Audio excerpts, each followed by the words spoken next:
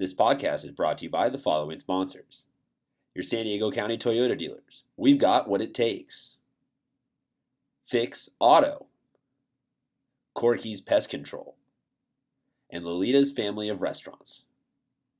Welcome inside Canyonside Baseball and Softball Academy, where we read mean tweets. And we talk about open division high school baseball, baby. That is right. Is the open division. We're what do we call this? We're a third of the way through the playoffs now at this point. We got some predictions for you for the next round. We will be doing this again on Monday. I'm Tommy Morris. This is Christian Pedersen. And this is Coach David Ring. Let's waste no time. We're going to get right into this winner's bracket. It is Madison, who had a big upset win. Christian, you called it, and you had some awesome highlights. Oh! The team of destiny. Speaker system, whoever at home, your speaker system no longer works. We apologize. But yeah, also go and watch Christian's highlights from that game. Did a great job, man. Who do you think is going to win? 9-inning game took 2 hours, 6 minutes. Pitcher's duel. Oh my goodness. Abel threw the game of his life. Yeah, Major League Baseball, take note. That game was 9 minutes. Took like 2 hours. Christian, who do you think is going to win this game?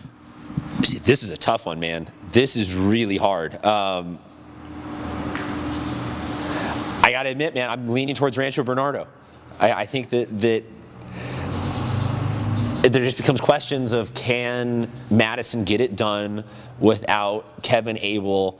I'm not going to say without Kevin Abel on the mound, but without Kevin Abel on the mound for a large chunk of a game. You know, we've seen that Madison has other pitchers that can come in and throw clutch innings.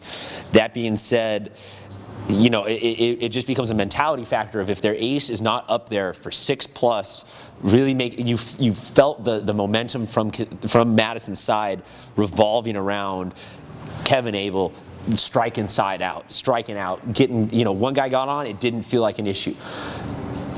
But you know what? I guess at this point, I'm going to just ride the hot hand. I think that I'll say Madison can take it again. If you take down a 1 seed, you get the credit and you get to go on and get me on your bandwagon. RB's got 4 horses that they could possibly throw. I think they're going to throw Jamison Hill this first game. It's my guess. Kid's got a nice fastball. I don't see RB losing this game just because of the fact that they're fresh, ready to go, and Madison is going to throw a pitcher that's not as good as Kevin Abel. And that's all that matters to me. It's that when Kevin Abel's on the mound, they can beat anyone in the county. But RB's got that same firepower, and they're going to come out ready to go today. Yeah, before I even give my prediction, I really want to give a shout out to David Lance, maybe the most clutch human being in San Diego. Back in football season, hit a 48-yard field goal to tie the state championship game. Then he throws 2 in the 3rd innings to shut the door against the number 1 seed Eastlake.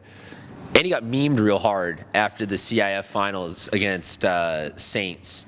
You go find that on Twitter. There's like a meme of him. Everyone's like the big like celebration photo, and he's kind of just like, he's too cool, staring off into the distance. It's pretty funny.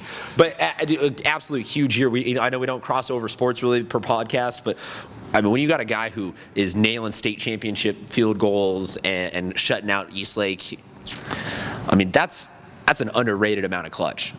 Yeah, and he should be allowed to come out of relief. He only pitched 2 1/3 innings for this game, so playoffs got to throw everyone out there. But I still like RB because I do like, if it is Jamison Hill on the mound, the kid's going to Fresno State next year. Very good baseball player. Everyone knows who the lineup is. Toratsuka. They got Calvin Mitchell. They've got going to be Mika Williams for Madison to get it done. I'll ride the hot hand at this point. I'm going to go with RB in this one. Other game, winner's bracket. It is Helix going up against Torrey Pines. I like Helix. Deep pitching staff. Right off the bat, I'm going to pick them. Helix.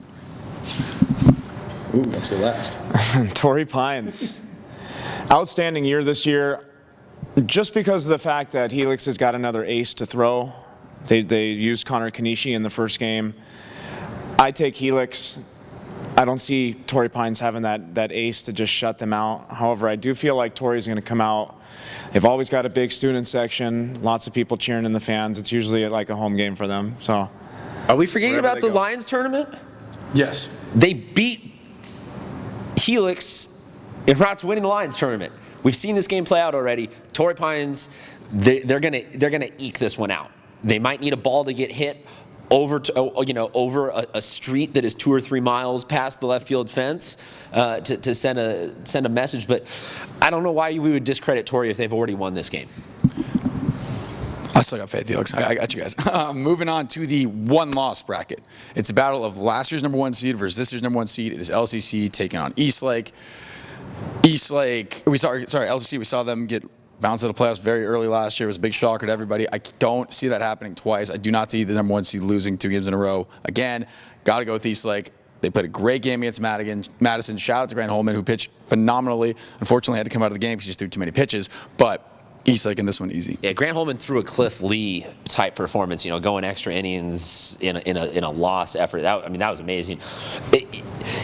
I don't know what is up at LCC. This has been a weird 2 years where they just have gobs and gobs of talent, but then unfortunately, there are teams that have to go 2 and done in the playoffs, and LCC just wrong matchups, wrong years. Like you said, I just don't see Eastlake losing this one. Titans gonna get that rematch potentially against Madison. Yeah, I got the Titans all the way in this one. Unfortunately, I hate to see teams bounced out early. Marcus Alizard has had an outstanding year for LCC. Probably one of the most underrated hitters in the county as far as his numbers go.